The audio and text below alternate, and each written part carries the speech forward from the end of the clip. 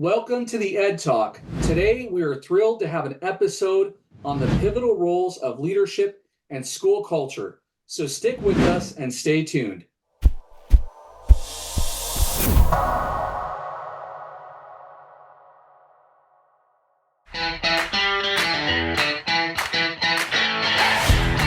Welcome to the Ed Talk with your host, Jeremy Brooks.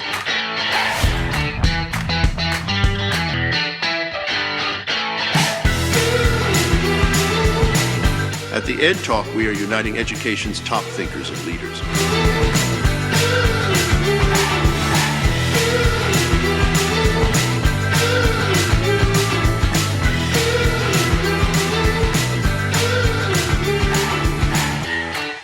The Ed Talk is America's true education talk show.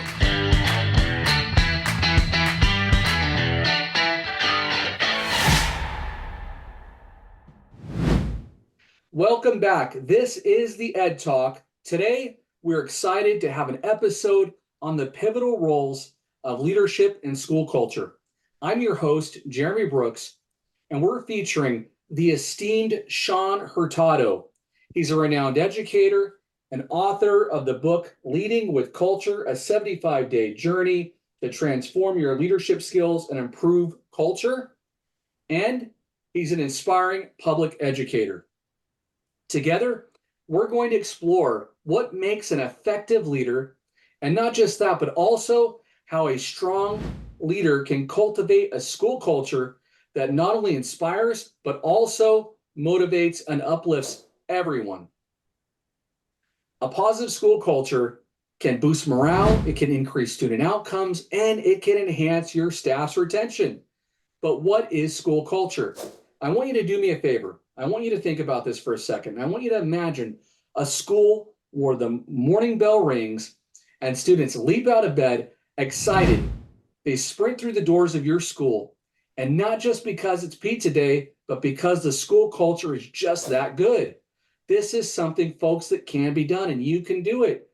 Sounds like a fantasy? It's not.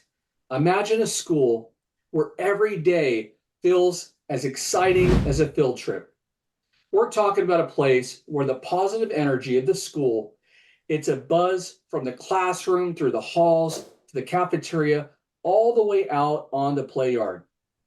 Today, again, we're exploring how setting the right tone at the top can actually ripple down and create a learning environment where students and staff alike can't wait to give your school a gold star review. Again, this can be done. Now, we're going to go ahead and we're going to dive into strategies that actually make respect and enthusiasm spread school-wide, and it's going to be almost as viral as the latest dance craze. So here's what I want you to do. Grab your metaphorical school flag, give it a twirl, and let's march together into the dynamic world of leadership and vibrant school cultures. It's going to be more fun than recess and a classroom full of bouncy chairs and the latest toy castles. So let's go ahead and learn together, and let's make education the highlight of everyone's school. Once again, this is the Ed Talk. Today, again, we're featuring the esteemed Shaun Hurtado, renowned educator, author, and an inspiring public speaker. Shaun, welcome to the show. Hey, Jeremy, how you doing? Ed Talk community. I'm just, happy to be here. Share any little tidbits and things that I can to once again, make schools great places, not only for our staff, but our students, our community. And so once again, I'm just really happy to be here and just share any wisdom, insights that I can. And I really want to leave people with something they can do tomorrow to make an impact on their schools the very next day. And like you said, get your kids excited to be here and just wanting to learn at high levels. And I am so excited, and folks, stay tuned because we got some resources that Shaun is also going to share with us. Again, this is going to be a great episode. Stick with us. And first question, Shaun, that we have, basically, how do you do it? How do you go and create a culture? Basically what I mentioned, how do you engage teachers, students, and parents in the process of building and maintaining a strong school culture? Well, I think one of the big things is leaders, and it doesn't matter what industry you're in, you're a service industry, right? And so it's finding out how you can best serve your students, your staff, and your community. And so having those lines of communication, I love to do surveys. If you really want to think what a bunch of kids think about your school, send them a survey that they don't have to identify themselves, or they don't have to put their ID number. You'll get some really good responses, but it gives you a really good pulse on what's going on with the school. And then when they tell you what they need, go get it for them, right? Don't make them wait to get it. Put the tools in their hands. I always like to say, happy teachers are make happy students. The old adage, feed the teachers so they don't eat the kids, is definitely something that I like to live by, just because, they're the ones that are doing the hard work. They're the ones that are in front of the kids every single day. And so if you can get them the tools that they need to be the best educator they can, then they're going to turn around. They're going to be happy in the classroom. They're going to be being able to teach at high levels, which once again is going to have our students learning at high levels. And then you got your students learning at high levels. Guess what? You have happy parents. You have happy parents, then they're talking in the court, in the grocery store, wherever they're having those communications with other families. It's spreading the positive. And so the more that you can spread the positive through just being a servant leader, having those open lines of communication, and really diving in and finding out what people need and getting them what they need as quickly as possible. Awesome. Absolutely. I love what you mentioned there, especially about surveys. And gosh, I've sent out a million surveys. And to me, when you send out those questionnaires, don't be afraid to do it multiple times, right? Yeah. Yeah, I think the more times you do it, the better. And I really love to send out blind surveys, even to my staff. I know you can do the drill down of how long have you been here, and you don't ask for names, you don't ask for those types of things. But I think the more anonymous you can make things, the better, because you want to build those lines of trust and communication, so nobody ever thinks it's an I got you. I like to do the same thing with my parents. It's like, hey, just be real. Tell me what's going on out there. What do I need to know as the leader of the school that I can take on and really help people out with? And yeah, the more times you do it, I like to send them out every day at the same time. I do a 5 o'clock on a Friday phone call, an auto dialer every single Friday. I'll put it in there. I'll let them know it's coming out, especially the parents. And I'll even tell them how many I've gotten back. So it's like, hey, I have 700 kids at my school. There's 1,400 parents that can fill this survey out. And so far we've gotten 200, which is great, but I really want to hear from you. So please take a moment, fill out the survey. I'll even give them a QR code, because everybody knows how to use a QR code now. So they don't even have to jump online. They can do it right there on their phones if they're looking at their screen, or on their email or Parent Square, or whatever, communication device you have. The easier you make it for people, the better. I also like to, anytime I have a parent event, throw up the QR code and get a survey, right? If you're doing a band concert, you have parents there.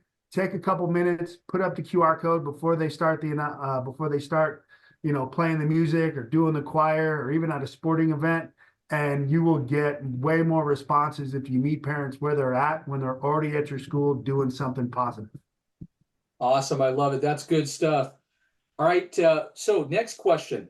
What do you believe are the essential components of a strong school culture, and how can they be basically cultivated in a school setting?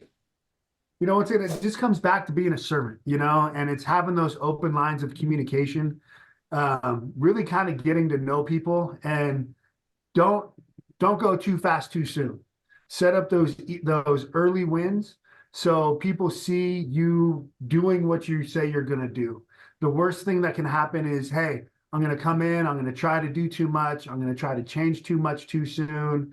It shocks the system a little bit, and people, kind of, it's hard to change. Is hard, right? And so a lot of the times, schools and communities can have been doing things a certain way for 15 or 20 years, and not that it's bad, but maybe there's a little tweak that you can make to make it even better. And so, but if you come in, I think, like moving too fast and trying to change too much too soon, it's going to be a little bit of a shock to the system, and may turn people off before you even get started. And so, it's building those lines of communication, building those lines of trust where people are on your side. They see you doing what you say you're going to do, and then going and taking bigger steps to make bigger and bigger changes the longer you're there. Awesome. And then what are some challenges that someone might face trying to change or develop a school culture? And the second part of that is just how might they overcome those challenges? It's to me, it's the way it's always been done mentality, right? I mean, nothing against anybody, but sometimes the way it's always been done isn't the best way anymore. And so you can get great outcomes by continuing to do things. And like I said, it's just coming in and doing those little tweaks and those little changes, but really hearing people out. Like, why is it that this is important to them? And then having that open line of communication of why you think that little tweak or little change can make things better. And don't be afraid to be wrong. I tell people all the time and say, this is my best idea. If you think you have a better idea, please bring it to me. Let's try yours. If it works, great. If it doesn't, then let's go ahead and try mine. Right. And just because, once again, we're all here for the same reason. We want what's best for kids. We're just maybe coming at it from a different angle. So, really having those open lines of communication, building that trust with people, and then sometimes having those difficult conversations of like, hey, sometimes this is just the way we have to go. And please come with me so we can see how it works. And again, if it doesn't work, then we can always adjust and try something new. Awesome. So, got a couple more questions for you in school culture, and then we'll jump and then cover leadership. But could you share with us real quick just a success story from your experience where you had effective leadership that you used to basically transform school culture, or maybe it's another story you heard about from another school site?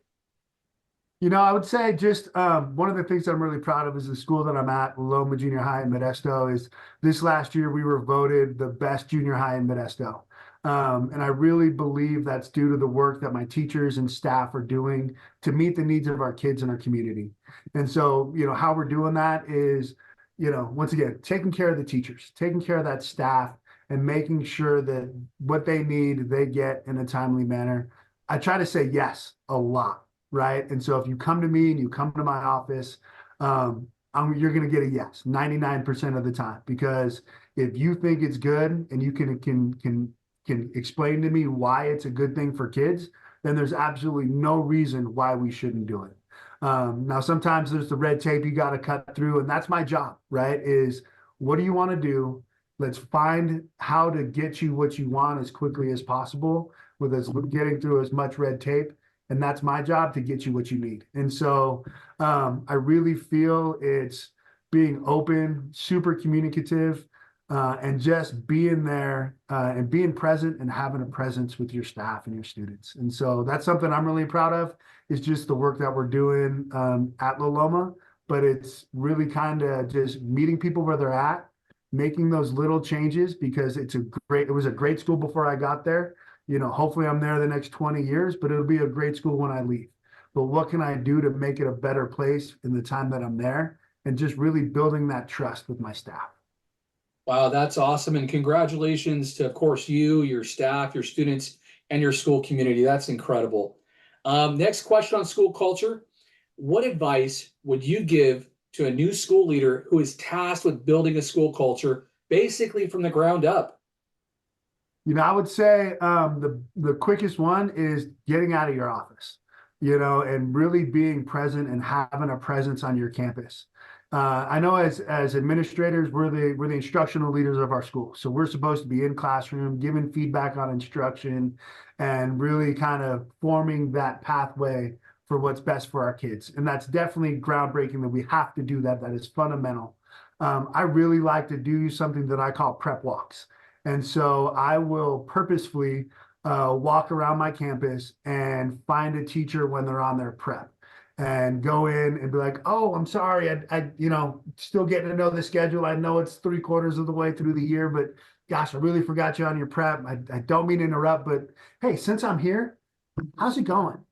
Is there anything I can do for you? Is there anything I need to know? And it's kind of really given me some insights onto what's going on with people, not only in their 9 to 5 work life, but also their 5 to 9 personal life. And so I've been able to hear people out on their stories, what's going on in their life. And then it gives me that empathy to understand where they're at. I really feel like people have a solid foundation on what's going on during their work hours, but it's those 9 to 5 hours, those 5 to 9 hours, right? Those after hours kind of deals that are really kind of stressing people out right now. The world's a crazy place. And so the more I get to know about my staff, the more I can support them. One of the things I like to do is when I do hear something that's going on in somebody's personal life, I'll come by when they're teaching and I'll just say, hey, if you give me a thumbs up, I know you're good. If you give me a thumbs this way, I know that I need to hang out for a minute and I'm just going to chill in the back and I'll be there to observe. And if you give me a thumbs down, that's my signal that you need a break. And guess what? You just got a phone call in the main office. I really need you to go take it. And I'm automatically going to come in and take over your class for the next 5 to 10 minutes while you go take a break, decompress, and just do whatever it is they need to do to get back to baseline. And so I've been able to do that with staff over the last couple of years. And it's really helped, once again, build that level of trust, but also allow me to lead in a way and lead with empathy and really meet the needs of the people that are doing the hard work.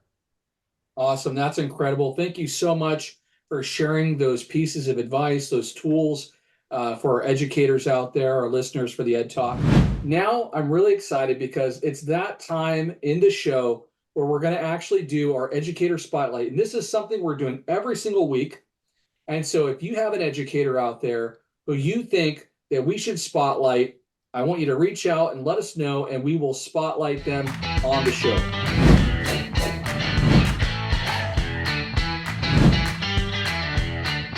So this week, we're thrilled to shine a spotlight on an extraordinary high school social science teacher right here in California.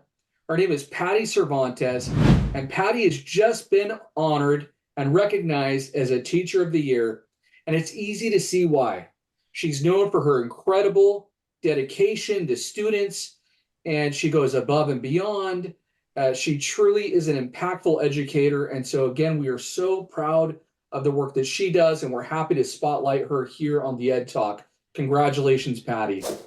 All right, again, if you know a teacher, a secretary, custodian, administrator, or any educator out there who deserves to be recognized, visit our website, theedtalk.com, and let us know. Nominate them for the Educator Spotlight, and again, they may be featured on the show on next week's episode. All right, so again, we've got our guest speaker, Shaun Hurtado, here. We've got a few more questions. This time, we're going to focus a little bit more on leadership. So, Shaun, in your opinion, what are the traits that every leader should possess and why? The art of delegation is really something that I've had to come to grips with. I mean, as I was one of those people that always wanted to hold on to it and do it myself. And if I don't do it, it's not going to be done right. But it's really that cultivating a team and then delegating and getting out of their way. Let them do the job that we hired them to do and do it at a high level. And then always have that open door, that open communication where if they need something from me, come and tell me so I can help you out and figure it out before it becomes too late. And so, there's that balance that you have to have of, hey, making sure it gets done right, but also making sure you're building the capacity of your team and delegating the things so they can have that experience, that same experience that made us great leaders. They need to have that same experience, and they can only experience it if they're doing the work, right? So releasing the reins a little bit and delegating that work to them so that they can figure it out and have that experience. And so one day when they're a principal of a school, they're able to train and build new leaders. I think one of the best things about leaders is when they build other leaders. I love that. Absolutely. You talked a little bit about servant leadership. It also reminds me of host leadership as well, right? Because if you're inviting in multiple stakeholders and you're delegating, again, it only enriches your school and or your central office, or enriches and empowers the education for your students. So incredible stuff there. Thank you, Shaun. Also, real quick, how do you define effective leadership, and how has your definition evolved on leadership over the years? Let's see. That's a good question. So effective leadership is not being in the spotlight. I'm not a guy like, hey, I'm the leader of the school. At the end of the day, captain of the ship, the decisions rest on our shoulders. But it's not about me, and honestly, it's taking that step back and once again highlighting those people that are doing the work. You just mentioned that the Educator of the Year. right? That Educator of the Year is impacting the minds and has probably affected thousands of students, and that ripple effect. And so, how can we as leaders really support those educators that are doing the good work that can ripple out and have those effects within our community? And so, again, it's those relationship building, it's supporting behind the scenes, and really highlighting those champions, our staff that are doing the good work. You know what I mean? Whether it's the attendance lady that's making the phone calls and making sure our kids are coming in, whether it's the custodian cleaning the classrooms at night so there's a clean facility, and really appreciating those people, making time to send notes of appreciation or leaving notes with people. I really try to do a minimum of 5 appreciations a day, whether it's a personal text message, just walking by and giving somebody a high five and letting them know that this is why I appreciate you and the work that you do. Leaving little notes in people's boxes are always a good idea. So just the more people are appreciated, the harder they're going to work and they're going to go above and beyond, not for me, but for our students. Gosh, I love it. I try to do the same exact thing. Um, awesome. It's good stuff. Few more questions. In terms of leadership development, what do you think are basically some common mistakes that new leaders make, and what are some ways that they could basically avoid those mistakes? I think it's really like I've mentioned a couple of times is trying to go too fast too quickly. You know what I mean? A lot of the times people want to come in and just change everything. Hey, I see everything that has to be changed. I know these are great ideas, but that can overwhelm the system. And so just really slow down and set up those quick wins and build that trust. Um, I know for me, I had to learn to engage with data. Data can be scary sometimes, especially as a new leader. And so finding out, what are these data points and how do I find these data points, reaching out to the district office if you need to get help with that, but really becoming data focused has really helped lead to identifying those areas that need change the most. And so although data can be scary, and I know I was scared of data as a new administrator, a new assistant principal and principal, it really is the foundation of what we do. And so making sure we're engaging with data on a daily basis and then developing a plan with our team, teachers, administrators, central office, parents, on how best to affect those data points that are going to go and make the biggest change in our schools. Awesome. Okay, a couple more for you. You kind of basically addressed this already a little bit, but kind of a key part of this question I want to ask is basically, during the tough times, and sometimes there are tough times out there in different, districts and in different school sites. What are strategies that you use, especially during tough times, to motivate and engage with your staff? Is really just building in those opportunities to come together as a staff. So whether it's and there's always tough times, like you said, the world is crazy, education is always changing. A mentor a long time ago told me that even though you're the leader, nobody wants to know if you're having a bad day, right? So as a leader, who can you talk to, and building those relationships with maybe your higher ups or a mentor or somebody, a principal at another school that you guys can talk to and come together and have those conversations. But then just once again with your staff, building times together where we can come together and even in tough times, celebrate the wins.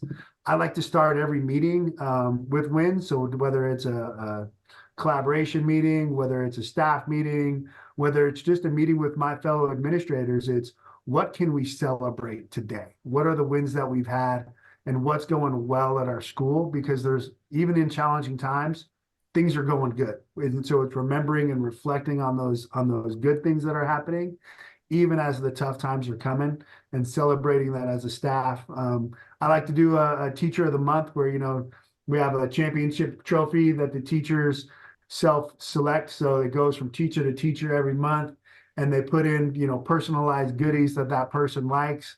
And then we celebrate that teacher, a different teacher every month based on the work that they're doing and how it impacted the previous teacher. And so, and it's a staff member, it's gone to the night custodian who was really killing it and doing his runs, and the teachers felt really appreciated that their rooms were clean.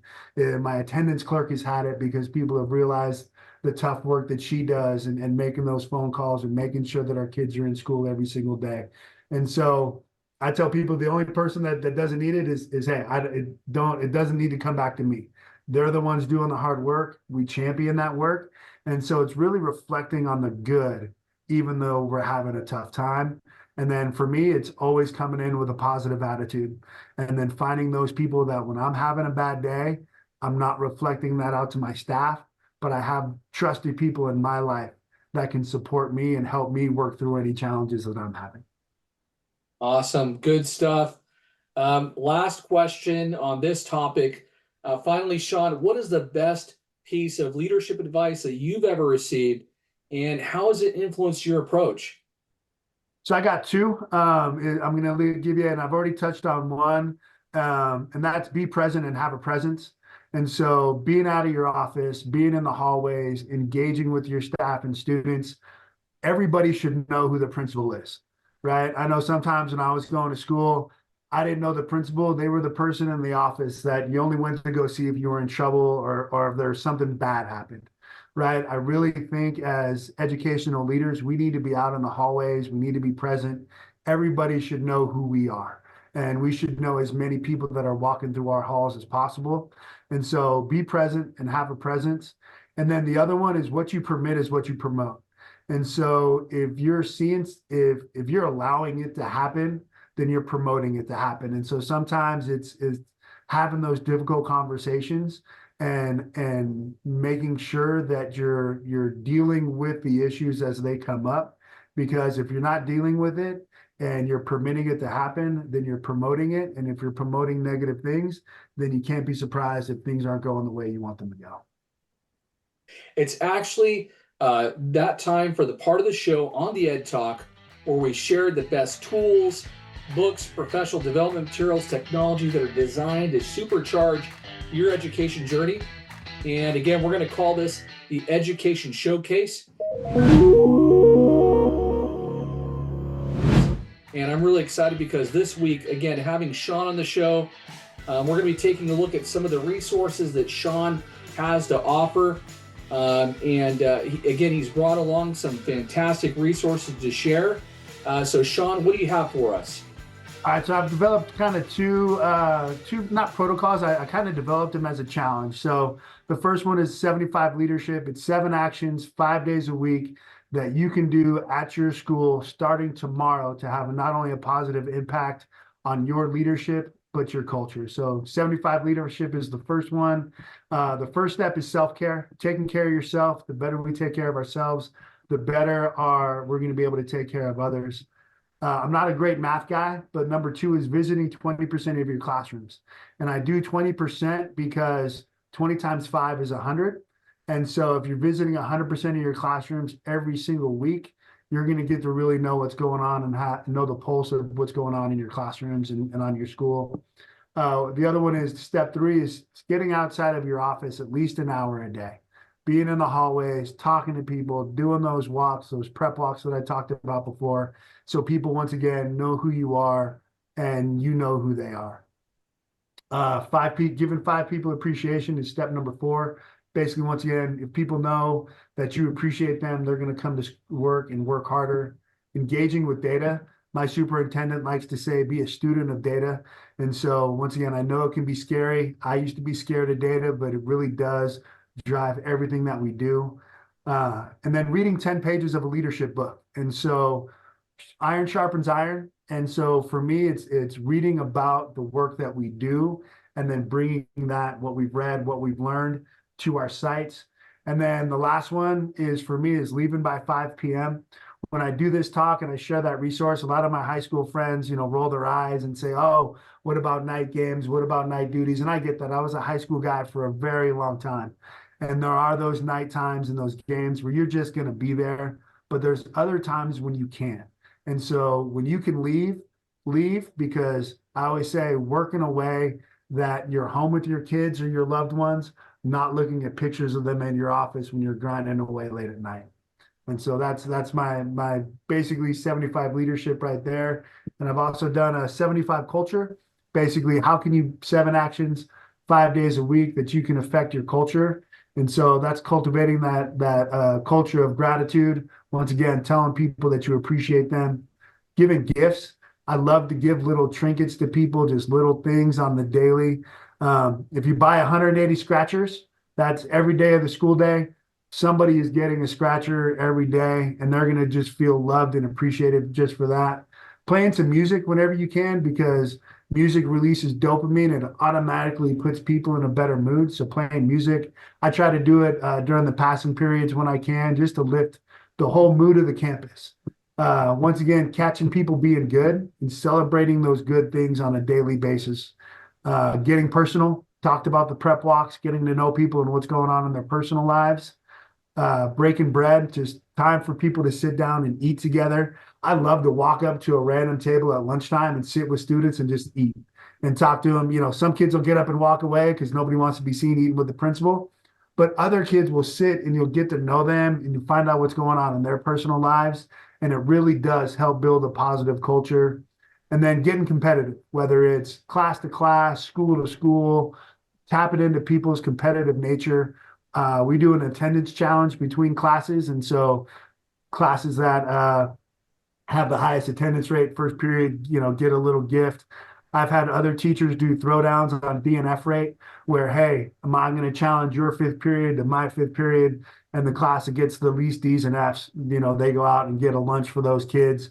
And so just really tapping into that competitive spirit. And it really goes a long way to increase the culture on campus. Awesome. Thank you, Shaun. I love how you talked about tapping into that competitive school spirit. That works. It really works so well. And by the way, I love what you said about sitting down with students at lunch. I'm going to try that tomorrow, actually. I'm going to go find a table and I'll go. I don't know what grade level yet. Might be junior high, might be a different grade level, but I'm going to go sit with students at lunch. I'm going to give that a shot tomorrow morning or There you tomorrow go. If you want an easy win, the easy one is go to the kindergartners, right? If you go to the young Yeah. kids, they still think we're superheroes, and that'll get you your easy win, get the confidence of doing it, and then you can step up to junior high. I know when I do it, I'm at junior high. Like I said, some of the kids get up and walk away, but then some of the best conversations I've had this year is sitting with those kids and having conversations and getting to know them on a personal level. I love it. And then, hey, we got your book right here. I went through it. I checked it out. I absolutely love your book. It's incredible. And what I really appreciate about it is how you lay it out. It's so, user friendly. You lay it out page by page, the 75-day journey. This is incredible, folks. Get this book. Shaun, how can they get these resources? And so you can go onto my website, ShaunHurtado.com, or you can go onto Amazon, search Shaun Hurtado, and they're right there. I've got 3 different books out. And yeah, the one that Jeremy is showing you is basically a 75-day devotional where there's a leadership topic that I cover every single day. It's got the definition of it, a quote that goes with it, and then an easily application on how you can apply that to your leadership day every single day for 75 days. All right, before we go ahead and do a preview of the next episode, Shaun, you've got the final words, final remarks. Go ahead. What do you have to leave us with? I would say just pick something and do it and just try it out. Don't be scared to try something new, whether it's one of the tools that I leave you, whether it's going to be one of the great other tools that somebody comes on the Ed Talk and talks about. Just don't be afraid to try something new, but also don't go too fast. Sometimes change in incremental levels, especially when you're talking about school culture, can be a good thing, and kind of just really focus in on building that trust with your students and staff so they can help determine what needs to be done, how it needs to be done, and why it needs to be done. Awesome, Shaun. Thank you so much. Again, we really appreciate you being here. From the bottom of my heart, thank you for being on episode 1. Again, great stuff. I know that you're going to be changing a lot of schools out there with your words of wisdom. We really appreciate it. Hey, I really appreciate you having me on, Jeremy. The Ed Talks is, I know, going to be a number 1 podcaster here real soon, and I can't wait to tune in and listen to the other great leaders that you have coming on so I can learn from other people, just like I hope other people have learned from me. So you're doing a great job. Thank you, and I feel blessed to be here. Awesome. Thank you. And to our listeners out there, thank you for tuning in to the Ed Talk. Don't forget to join us next week for another engaging episode as we explore another fascinating education topic. Again, you're not going to want to miss as we dive deep into another important education topic. So mark your calendars and remember to visit our website, theedtalk.com, for more information, more resources, and to catch up on any episodes that you missed. Until next time, keep inspiring, keep striving, keep making a difference in your classrooms and your communities. This is the Ed Talk. Take care. See you next week.